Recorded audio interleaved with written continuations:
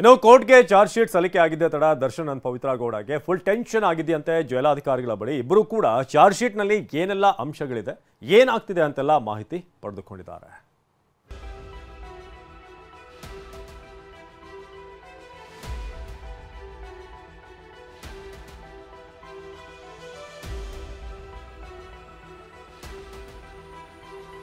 Tension ಮೇಲೆ tension. Charge sheet ನಲ್ಲಿ ಏನಿದೆಯೋ ಅನ್ನೋ ಆತಂಕ.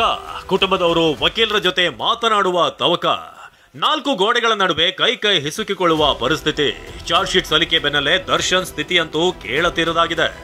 ಬಳ್ಳಾರಿಯ ಪಂಜರದಲ್ಲಿ ಒಬ್ಬಂಟಿಯಾಗಿರುವ ದರ್ಶನ್ಗೆ ಚಾರ್ಜ್ ಶೀಟ್ ದೊಡ್ಡ ತಲೆಬಿಸಿ ತಂದಿದೆ.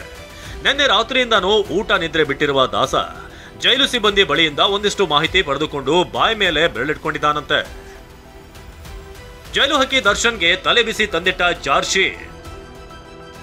ಜೈಲಿನ ಬ್ಯಾರಕ್ನಲ್ಲಿ ವಿಲವಿಲ ಅಂತ ಒದ್ದಾಡಿದ ದರ್ಶನ್.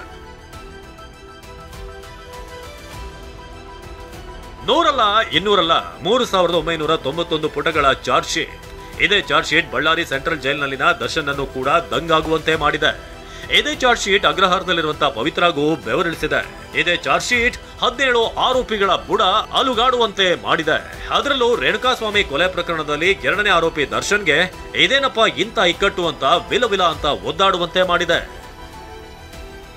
ಎಷ್ಟು ಸಾಕ್ಷಿ, ಏನು ಅಂಶ, ಸಿಬ್ಬಂದಿ ಗೋಗರದ ದಾಸ.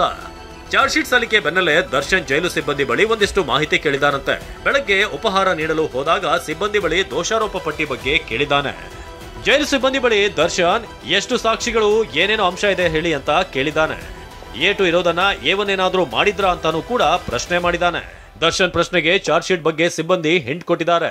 ಸಿಬ್ಬಂದಿ ಹೇಳಿದ ಚಾರ್ಜ್ ಶೀಟ್ ಅಂಶ ಕೇಳಿ ದರ್ಶನ್ ದಂಗಾಗಿ ಹೋಗಿದ್ದಾನೆ. ಅಷ್ಟೊಂದು ಸಾಕ್ಷಿಗಳ ಅಂತ ಶಾಕ್ ಆದ್ನಂತೆ. ದರ್ಶನ್ ಇರುವ ಸೆಲ್ನಲ್ಲಿ ಟಿವಿ ವ್ಯವಸ್ಥೆ.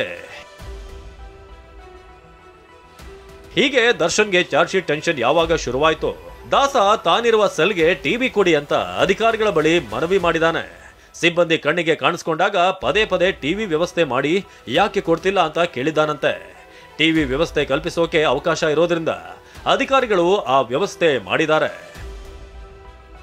ಪತ್ನಿ ವಿಜಯಲಕ್ಷ್ಮಿಗೆ ಕರೆ ಮಾಡಿದ ಆರೋಪಿ ದರ್ಶನ್.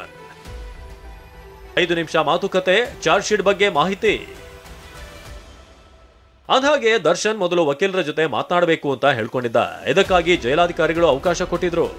ದರ್ಶನ್ಗೆ ವಕೀಲರ ನಂಬರ್ ನೆನಪಿರಲಿಲ್ಲ. ಹೀಗಾಗಿ ಪತ್ನಿ ವಿಜಯಲಕ್ಷ್ಮಿಗೆ ಕರೆ ಮಾಡಿದ್ದಾನೆ.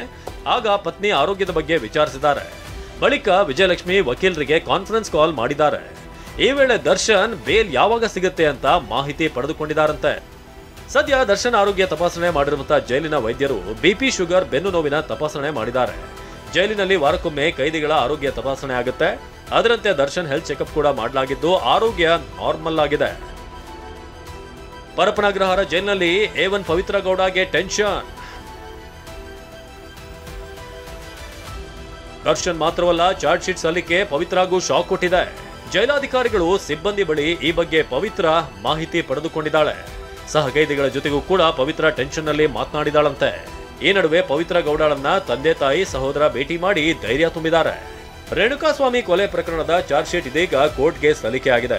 ಸೆಪ್ಟೆಂಬರ್ 9 ತನಕ ನ್ಯಾಯಾಧೀಶರ ಪರಿಶೀಲನೆಯಲ್ಲಿ ಇರಲಿದೆ. ಹೀಗಾಗಿ ಆರೋಪಿಗಳು ಟೆನ್ಷನ್ ನಲ್ಲೇ ಬದುಕುವಂತಾಗಿದೆ. Bureau report, TV9.